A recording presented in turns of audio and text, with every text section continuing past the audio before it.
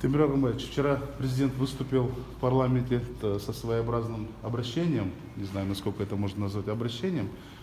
Вот на ваш взгляд, каково оно получилось и в чем основные посылы? Там, если так понять, это было два момента. Первое связано с вопросами экономического, социального характера. И второе – это политический момент. Что касается политического момента, мы знаем, что этот год выборный, будут парламентские выборы.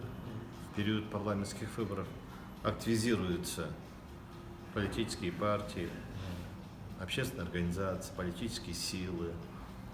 Общество постепенно втягивается в этот политический процесс. И появляются определенные риски в этот момент. И если государственные институты будут очень четко отслеживать, соблюдать правила игры установленные, да, создавать условия для открытой конкуренции, то развитие будет идти в одном направлении. Если кто-то попытается доминировать в этом отношении, использовать какие-то незаконные методы, да, мы проходили это. Это и в 2005 году было во время парламентских выборов, это было и в 2009, в 2007 году, и в 2009, 2010 году, когда вот произошли апрельские события, они чреваты определенными рисками. И тем более иногда бывают риски большие. И поэтому я думаю, что идет осознание, понимание.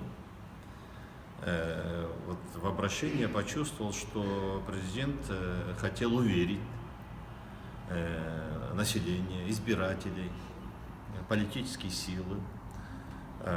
И он сказал, что он будет объективным. Ну, до объективности, кроме слов, нужны и действия. Действия можно сейчас прослеживать. Да? Если будут приняты те предложения, которые предлагают многие политические силы, политические партии по поводу избирательного кодекса, то это будет говорить о том, что все-таки понимание, глубины понимания проблемы есть. Второй вопрос, это касается вот местные выборы, которые сейчас апробируются, определенные методы, да? И каждый раз, естественно, это те политики, те политические силы, которые хотят участвовать, они стараются использовать какие-то незаконные методы. И вот, пожалуйста, наглядно мы видим, что во время местных выборов уже доходит до абсурда, потому что в Аше там говорят 30 тысяч, в Токмаке там от 6 до 9 тысяч, в Караполе больше 3 тысяч. Идет массовая прописка, тем самым определенные политические силы, определенные политики, они из ближайших сел начинают таскать, извиняюсь за выражение, своих вот сторонников и нагло начинают прописывать. То есть, если сейчас не остановить это, если не дать четкого такого ответа, во-первых, выявить ответственных нарушителей, потому что кто-то нарушает закон, прописывая в один дом там более 1000 человек, это грубейшее нарушение, даже по санитарным нормам не идет. Если прописан, то он должен еще владелец платить за мусор, за воду, за канализацию, то есть за коммунальные услуги, то есть у него должно быть в разы увеличиться, да? Во-вторых, дать соответствующим правоохранительным органам поручение, чтобы они проверили это. Да? И надо публично об этом сказать. То есть вот такие вот моменты будут как раз показывать, что у главы государства, у государственных органов власти есть твердая политическая воля по соблюдению открытости и прозрачности в период проведения выборов и местные органы власти, а потом в парламент. Мы все хотим, чтобы парламентские выборы прошли открыто, прозрачно. Чтобы конкуренция была в умах, а не в кошельках и не в деньгах. Да? Никто бы не использовал незаконные методы. Для этого должен быть очень заслон. Здесь вот Центральная избирательная комиссия. Вот сейчас меня немножко обнадеживает позиция Центральной избирательной комиссии. Чтобы не сглазить, самое главное, чтобы они до конца стояли вот на таких же принципах. Потому что на кону это судьба нашей страны, это вот устойчивость, стабильность нашего государства. Это вот открытость, прозрачность, легитимность власти, формируемой власти. Поэтому это не просто какие-то слова, это не просто чей-то прихоть. Да? Мы должны вот в этом отношении быть. И самое главное здесь ответственность самого населения, самих избирателей, чтобы потом мы не обижались. А то вот мы часто слышим после выборов: ай, я ошибся, надо было голосовать за того. Вот такой вот.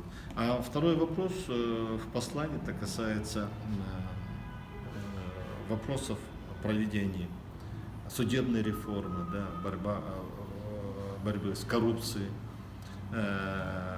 какие-то экономические вопросы. Ну, здесь есть очень большие проблемы, конечно. И президент сам признался, что не все у него получается. Почему не получается? Потому что есть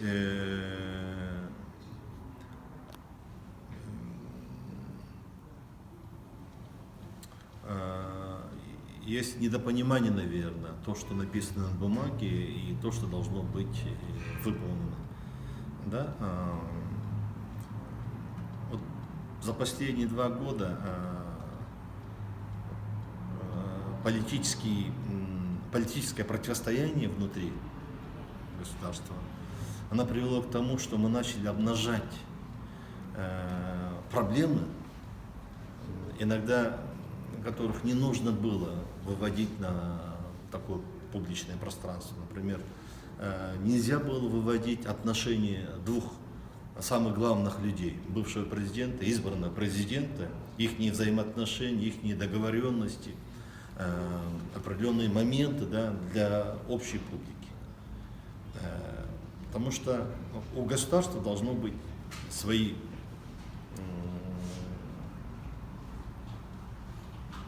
секреты внутренние, да, бывает. У государства есть свои интересы. В определенных моментах и нельзя говорить потом. Это проходит определенное время, их можно уже рассекречивать, как говорится, да. У государства должна быть, у государственной власти должно быть доверие со стороны населения. Этого тоже мы вот вычеркиваем, вот обнажая определенные внутри властные вопросы, открываем, и это в конечном итоге бьет по самой же власти, да? И иногда есть очень такое недопонимание, что вот когда идет борьба с оппонентом, выигрывая, то есть желание получить превосходство над оппонентом, они начинают раскачивать, на чем мы сидим. А в конечном итоге это приводит к тому, что мы сейчас уже страдаем. Да? Вот идет очень большое недоверие к органам власти. Вместо того, чтобы их закреплять, мы начинаем их разрушать. Вот это вот большая проблема.